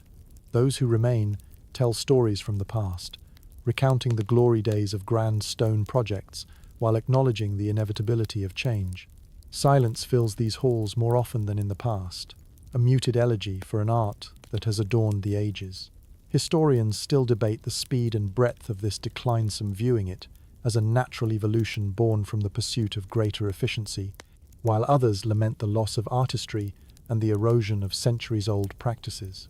Yet, The truth lies comfortably nestled between progress and preservation, captured in the tension between the new and the venerable. Technological advances, such as the advent of mechanized tools and new methods of construction, offer a dual-edged sword. On the one hand, they promise innovation, speeding up processes and reducing some of the labor-intensive burdens that have defined your life. On the other hand, they risk diminishing the art form itself, blurring the line between handcrafted beauty and manufactured output. There's humor, as always, in these moments' jokes, shared about how the whispering bricks might rise to chatter among themselves come nightfall, or how structures might now erect before blinks, urged onward, not by silent craft, but by machines, humming. It's a levity that reminds you to find joy, even amid uncertainty. Despite the decline, the enduring craftsmanship of stone carving leaves an indelible mark upon these evolving times. The masterpieces wrought by those before you, cathedrals, statues, and arches, continue to inspire. They serve as silent mentors, reminding society of the beauty and resilience born from human hands and determination. In the softness of twilight, walking paths once laden by the busyness of your trade, you find solace knowing that though new materials may rise, the spirit of stone carving remains steadfast within these ancient walls. Its stories are written in every surface's imperfection, imbued with the labor of souls in confluence over time. As the evening deepens, you retire with a heart full of gratitude, cradling the knowledge that your work, though perhaps fading, has woven itself into the enduring tapestry of humanity's ongoing narrative. Rest beckons, and with it, dreams whisper through the corridors of a stone-crafted pastor, gentle reminder that though shapes shift and practices fade, the essence of artistry finds ways to persist amidst the pillars of patience and longing. In this night's embrace, you acknowledge the ebb and flow of time. You let yourself drift into slumber, carried upon the melody of age-old chisels, echoing softened notes across the dispenser, lullaby for an era still singing amid whispers of future promise. As time marches onward and the world transforms, you notice a subtle but undeniable decline in the art of stone carving as it once was. The very craft that has defined your life, built upon centuries of tradition and toil, begins to face the challenges of changing tastes, technological advances, and shifts in societal priorities. In the quiet moments of reflection, you feel a poignant sense of nostalgia as you walk through the ancient streets, the shadows of imposing cathedrals and fortresses looming large against the sky. These monuments speak to a bygone era, one where stone was the favored storyteller, where each block hewn from the earth bore the weight of human history and ambition. Yet, with the passing epochs, the twilight of your craft in the medieval world may have signaled a decline, but its essence finds vibrant echoes in the present day. As you stroll through modern streets, you discover the legacy of medieval stone carvers in the hands and hearts of today's artisans, those who continue to breathe life into stone with a spirit that bridges past to present.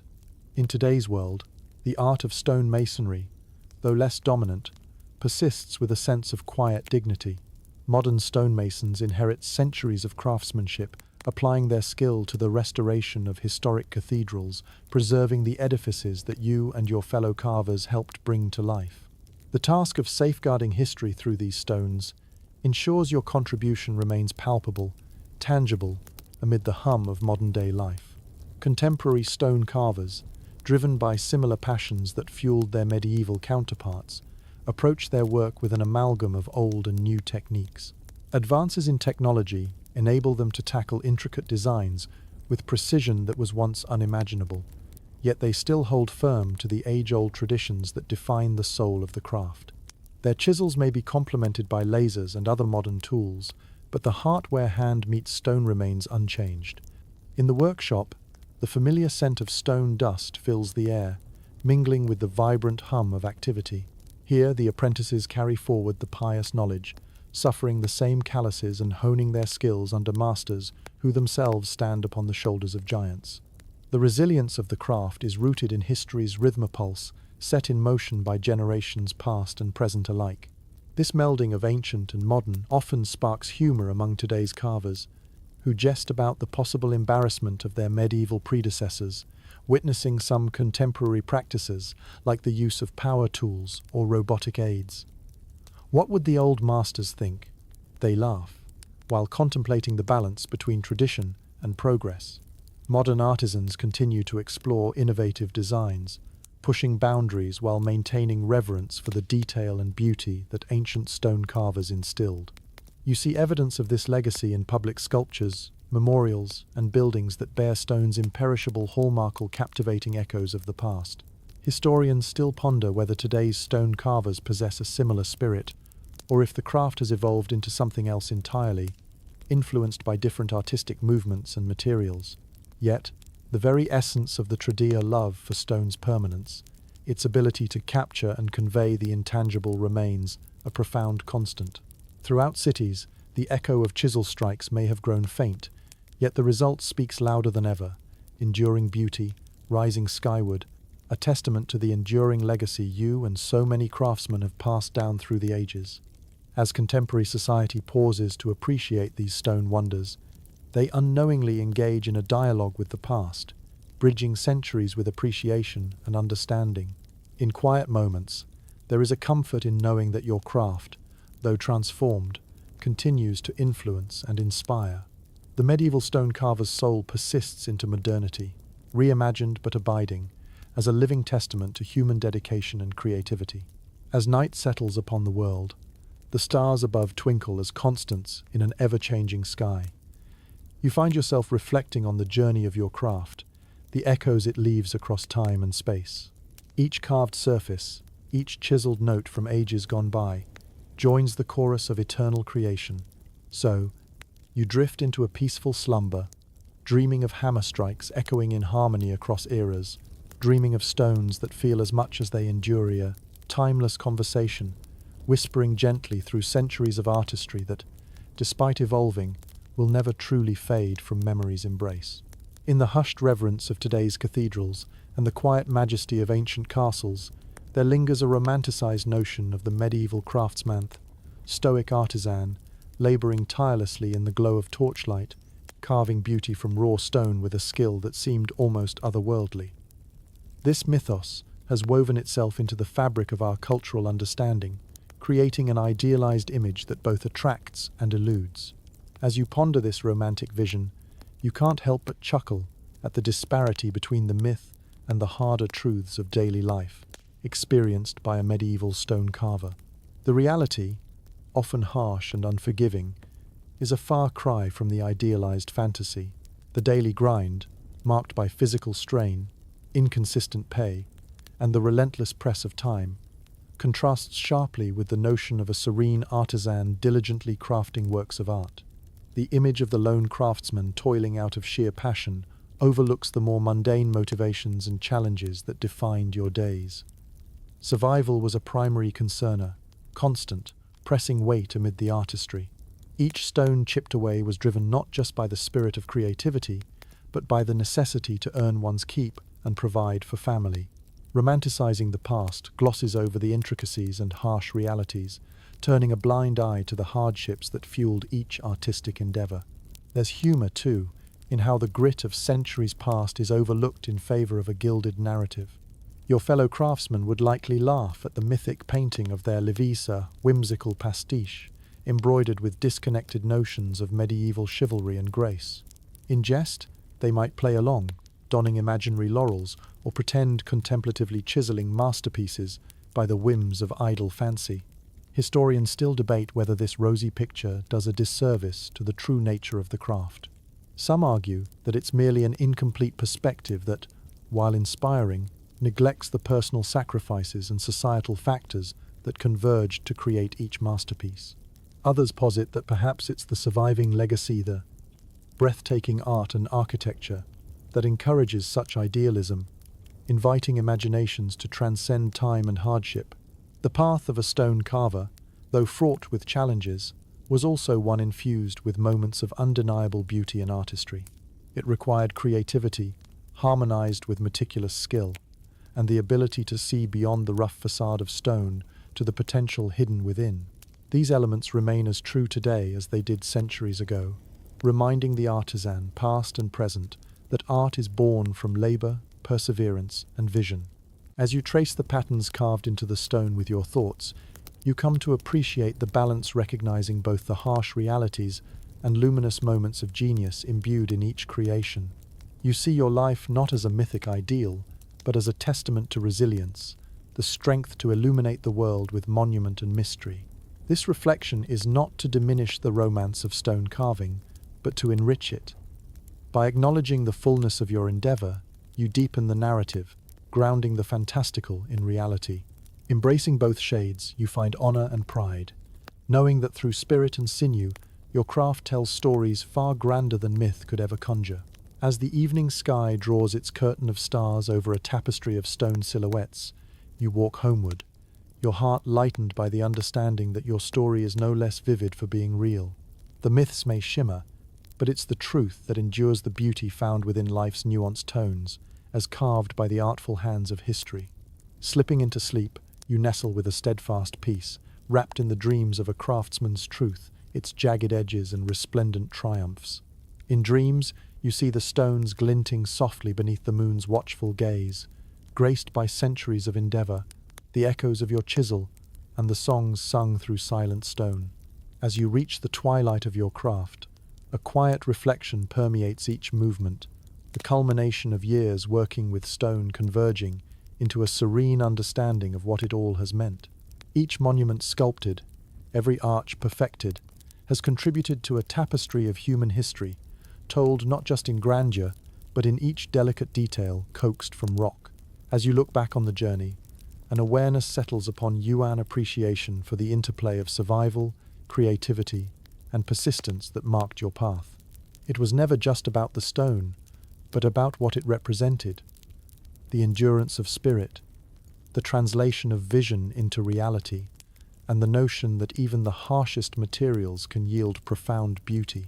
The legacy of a medieval stone carver is more than the tangible creation left behind. It rests also in the relationships forged amidst dust and toil, the laughter shared over mundane routines, the small victories witnessed as an apprentice becomes a master.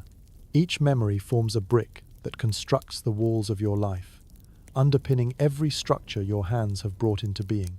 You take comfort in knowing that your work will continue to sustain others, not just physically through shelter and protection, but spiritually, as a reminder of what human hands and dreams can achieve.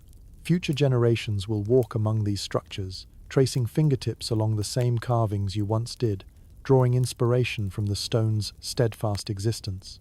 In the gentle embrace of twilight, as the shadows stretch and the world quiets, you find solace in this timeless connection, the knowledge that your touch will persist through time's inexorable march, a silent witness to the continuum of human endeavor and aspiration. Tonight, you step away from the past, ready to embrace the tranquility that comes with a life fully lived. As you lay your weary body to rest, the whispers of the stones converge into a lullaby, a serene, hypnotic rhythm that blends with the gentle rustle of leaves and the soft chirps of evening crickets, carrying you into peaceful sleep. Dreams unfold, taking you on a journey across moonlit landscapes, where your chisel marks dance across the horizon like constellations. The stones stand as eternal sentinels, casting gentle warmth over your spirit as they share their stories of time, resilience, and hope. The night cradles you gently, weaving serenity from the echoes of your life's work. Your heart is full, knowing that you have carved more than just in stone. You have etched a piece of your soul into the universe.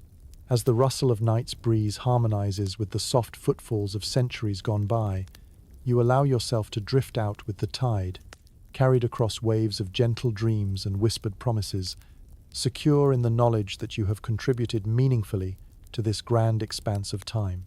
The world turns quietly, and with a calming whisper, you release today, welcoming the embrace of restful silence. The work is done, the story written, your legacy eternally nestled within the grand tapestry of history. Sweet dreams,